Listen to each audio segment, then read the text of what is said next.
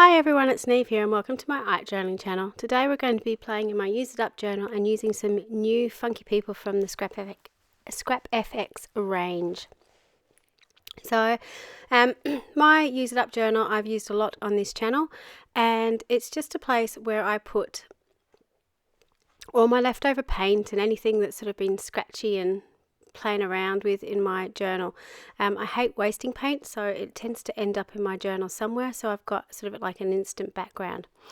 The little figure that you can see here is from Scrap FX. It's called Funky Graffiti People, I think, and it's printed color print on cardboard, and it's designed by the very, very talented Michelle Logan for Scrap FX. So I'll leave the links to the company above or below, in my description box if you want to check out where to get these from. They're just beautiful. They really appeal to my aesthetic, and they're just so quick and easy to use. So this page took me, I think, 12 minutes altogether to put together, maybe 14. It was really, really quick because the background was nearly done for me.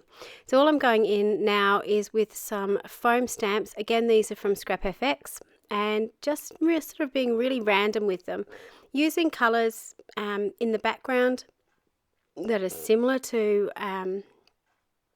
the paint that have already been used, so sort of those purpley, reddy, pinky colors, just to give everything a monochromatic, analogous color type feel in the background.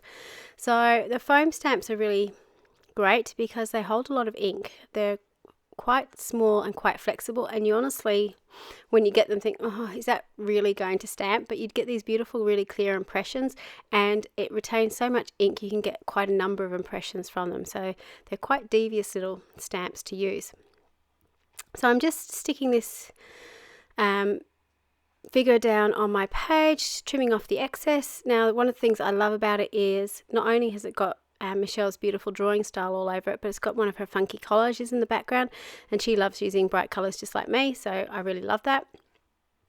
And again, the colors kind of tied into the page, and when I've got a sort of monochromatic analogous type color, so colors sit together in the color wheel background, I like to have an opposite color pop out on the page somewhere. So that's why I've sort of got the greeny blues on the page, and you can see they sort of stand out against that background.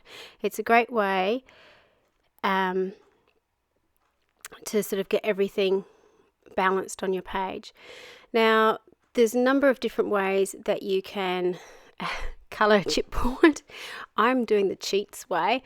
You could certainly emboss it and make it look really metallic, but this, as I said, was a really quick and easy page. I didn't have very much time when I was doing this, so to make sure that I got a nice true color on it, I dipped my chipboard into a white pad just to give it a white base, and then I dried that off and I put some metallic gold over the top.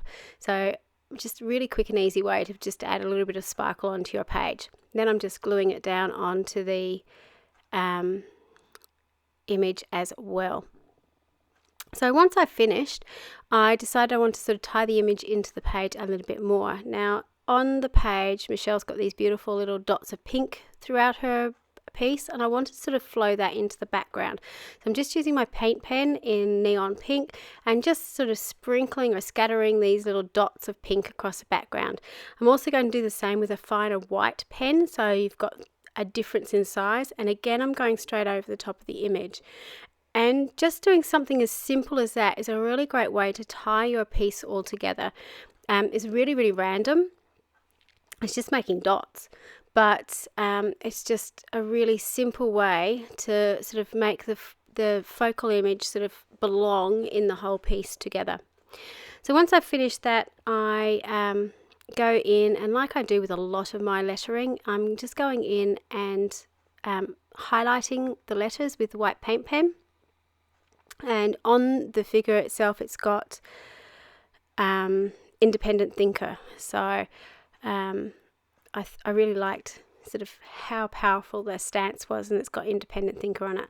I also just put a little bit of white into the whites of the eyes. I'm really struggling with words today. Sorry, I'm very distracted at the moment.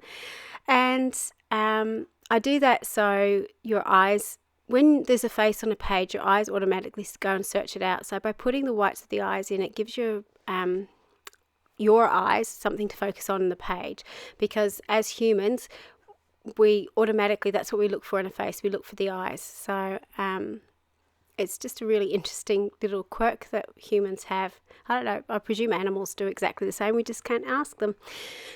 The final thing I'm doing is putting down my, I suppose, quote on the page, and this is again another little cool thing from ScrapFX. It's a little black silhouette, and it says keep calm and be awesome.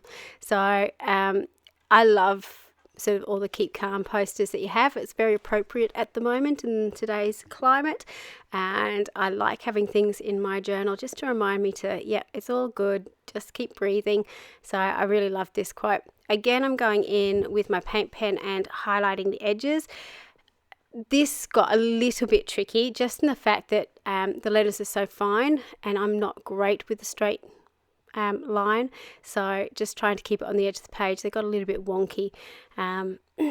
If it was flat on the page, you probably wouldn't notice as much, but because it's really thin black card, but because it's raised, you can sort of see where I've gone over on a few bits, but you know, it is what it is. So this is the finished piece. Very shortly you will be getting to see how I made the second piece as well. You can sort of see how they all fit together, and you've got the opposites. But it was a really fun thing to do, and for those people who haven't got a use it up journal, I would really highly suggest that you start keeping one. It can be anything, but just a place where you can slap down some extra paint in. It just gives you some already made backgrounds that you can do something really simply with, and you can end up with a really funky page in under 15 minutes, you know, when you've got all the stuff together. Thank you so much for watching. Until next time, bye for now.